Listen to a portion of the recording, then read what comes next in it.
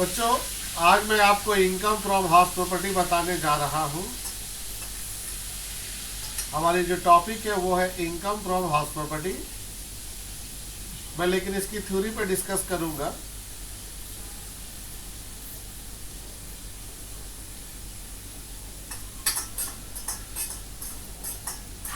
बच्चों, सबसे पहला टॉपिक है इंटरेस्ट ऑन लोन।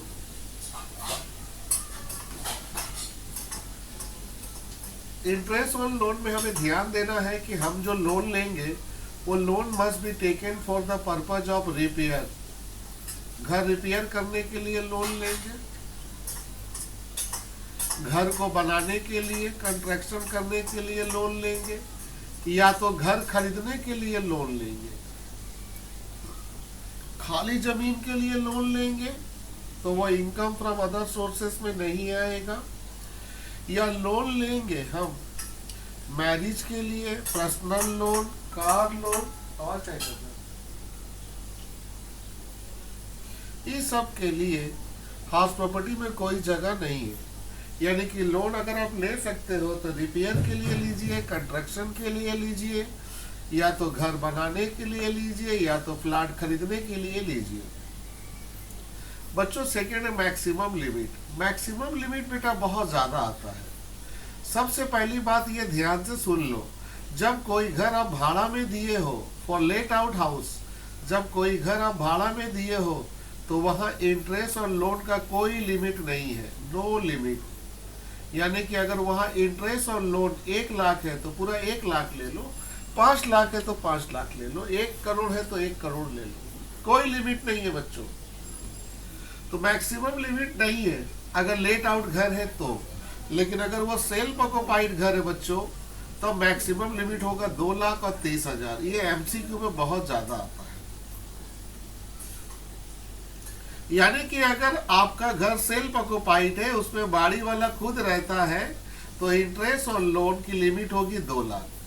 यानी कि वहां पर देखा जाएगा कि वो 2 लाख की लिमिट कब होगी, अगर आपने लोन लिया हो कंस्ट्रक्शन करने के लिए तब। लेकिन अगर आप रिपेयर के लिए लोन ले रहे हो तब तो बच्चों 30,000 आएगी। अगर रिपेयर के लिए ले रहे हो तो 30,000 आएगी। तो सेल्फ ऑक्युपाइड घर में लिमिट है 2 लाख और 30,000।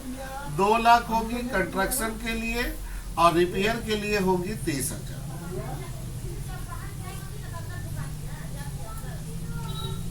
अब आती है who is the owner of house property. घर के मालिक कौन होते हैं, ये क्वेश्चन अक्सर पूछा जाता है। Who is the owner of the house property.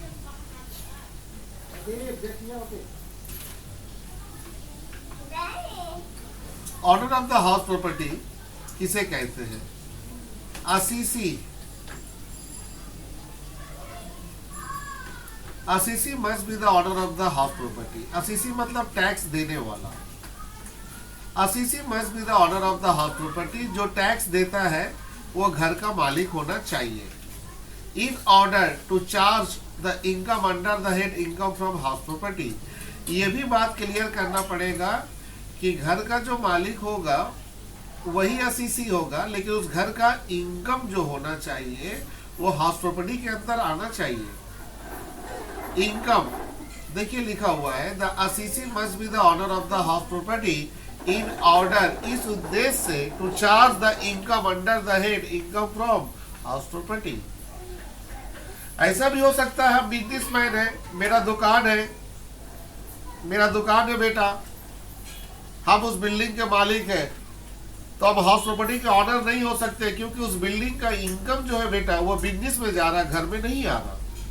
यानी कि यहाँ पर आपको ये बातें बहुत अच्छे तरीके से क्लियर करना पड़ेगा कि जितने भी टैक्स देने वाले होते हैं वही घर के मालिक होते हैं, लेकिन उस घर के मालिक का जो इनकम होगा ना, वो income under the head income from house property के अंदर आना चाहिए। अगर वो मालिक है घर का और उनका इनकम हाउस प्रॉपर्टी के अंदर नहीं आता है तो वो हाउस प्रॉपर्टी के मालिक नहीं कहला सकते हैं। The term include a legal owner, deemed owner and co honour.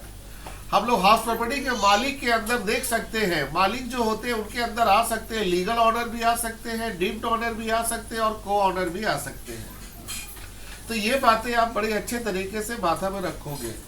अक्सर एग्जाम में 1 नंबर में पूछता है who is the owner of the house property. तो आपको वहां 2 बातों को ध्यान देना है कि सर जो आशीषी होंगे वो घर के मालिक होंगे, और इसके अलावा उनकी जो इनकम होगी वो हाउस प्रॉपर्टी के अंदर आनी चाहिए। अगर वो हाउस प्रॉपर्टी के अंदर नहीं आएगी तो वो घर के मालिक नहीं कहलाएंगे। पॉइंट नंबर 3, जो हमारे घर के मालिक होंगे वो हो सकते हैं लीगल ऑनर, डीम्ड ऑनर और को ऑनर। अब आगे चलते हैं बच्चों।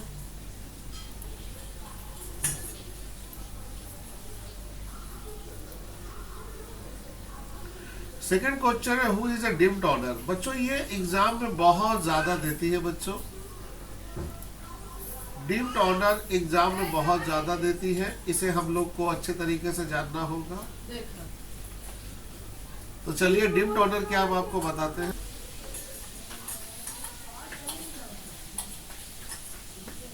डीम्ड ऑनर किसे कहोगे? The following are the cases where the person is deemed to be owner. Deem का मतलब होता है बच्चा मान लेना। The following are the cases, following are the cases मतलब हुआ बेटा कोई ऐसी इवेंट जहां पर हम लोग एक आदमी को घर का मालिक मान सकते हैं, even if they are not legal owner, जबकि वो घर के लीगल ऑनर नहीं है।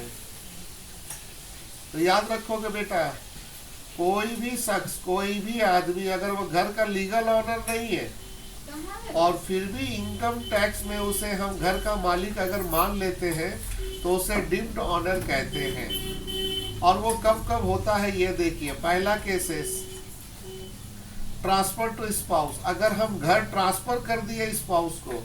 बच्चों स्पाउस का मतलब होता है हस्बैंड और वाइफ। स्पाउस में हम हस्बैंड भी बोल सकते हैं और वाइफ भी बोल सकते हैं। अगर हस्बैंड ने घर वाइफ को दे दिया,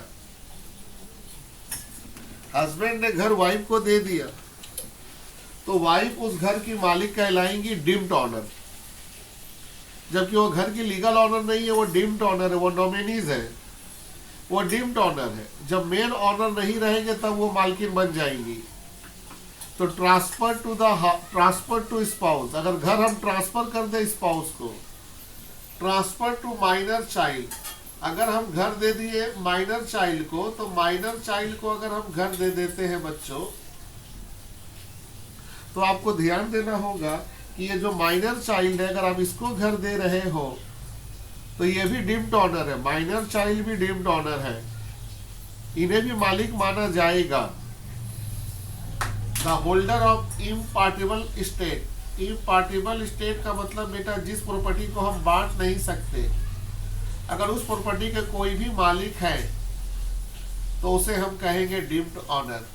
तो कभी कभी एग्जाम्पल देने बोलता है डीम्ड ऑनर का, तो दे देना property transfer to spouse, property transfer to minor child, property transfer to holder of impartible estate. इन तीनों केसेस में जो मालिक होते हैं उन्हें डीम्ड ऑनर बोला जाता है।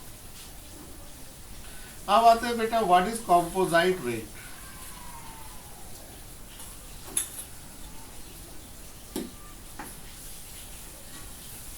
कॉम्पोजाइट रेट हम किसे कहेंगे?